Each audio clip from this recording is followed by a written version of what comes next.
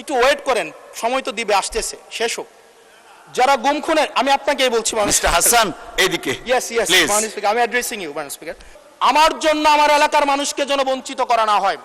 মাননীয় স্পিকার, আমরা যারা ঋণ খেলাপি, যারা ব্যাংকগুলোকে দখল করেছে, যারা গণতন্ত্র পথকে রুদ্ধ করেছে, গুম খুনের বৈধ, একটু ওয়েট করেন, সময় তো দিবে, আসতেছে, শেষ হোক। যারা গুম খুনের, আমি আপনাকেই বলছি মিস্টার হাসান এদিকে ইয়েস ইয়েস মাননীয় স্পিকার, আমি অ্যাড্রেসিং ইউ মাননীয় স্পিকার। যারা গুম খুনের বৈধতা উৎপাদন করেছে তাদের বিরুদ্ধে আমরা অন্তত বিএনপি থেকে স্ট্রিক্ট আমরা অ্যাকশন দেখতে চাই মাননীয় স্পিকার।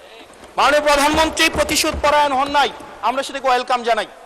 মাননীয় স্পিকার, প্রতিশোধ পরায়ণ না হওয়া আর সুবিচার নিশ্চিত না করা দুইটা এক না মাননীয় স্পিকার।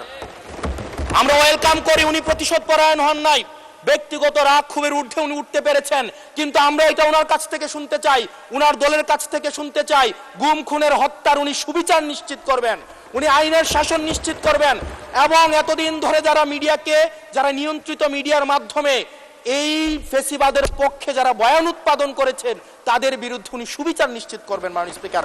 আমাদের প্রতিহিংসার কথা বলছি না, প্রতিশোধ পরায়ণতার কথা বলছি না মাননীয় স্পিকার। মাননীয় স্পিকার, আজকে এই জায়গাতে আমরা আবার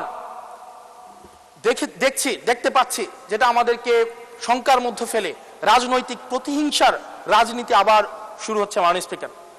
একজন সরকার দলীয় একজন প্রতিমন্ত্রীর বিরুদ্ধে কথা বলায় মিডিয়ার একজন সম্পাদকের বিরুদ্ধে মামলা করা হয়েছে মাননীয় স্পিকার। এটা খুবই দুঃখজনক। ওনাকে জেলে নেওয়া হয়েছে একজন প্রতিমন্ত্রীর বিরুদ্ধে কথা বলায়, এবং মাননীয় স্পিকার আমি আপনার প্রোটেকশন দাবি করছি, কারণ আমরাও বলতে ভয় পাই, কারণ আমরা যদি সরকারের সমালোচনা করি, কোনো প্রতিমন্ত্রীর বিরুদ্ধে কথা বলি, মন্ত্রীর বিরুদ্ধে কথা বলি, আমার এলাকার বাজেট দিয়ে বন্ধ করে দিবে না সেটার কিন্তু নিশ্চয়তা নাই। সেই কারণে আমাদের মধ্যে অনেকেই কথা বলার সময় আওয়াজটা একটু কম করে বলে। মাননীয় স্পিকার, আপনার কাছে অনুরোধ করি, আমার জন্য আমার এলাকার মানুষকে যেন বঞ্চিত করা না হয়।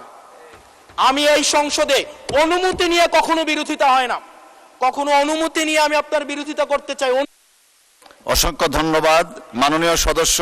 আর দেয়া যাচ্ছে না, আপনাকে সর্বোচ্চ দেয়া হয়েছে, পরের বার please take your seat. Thank you.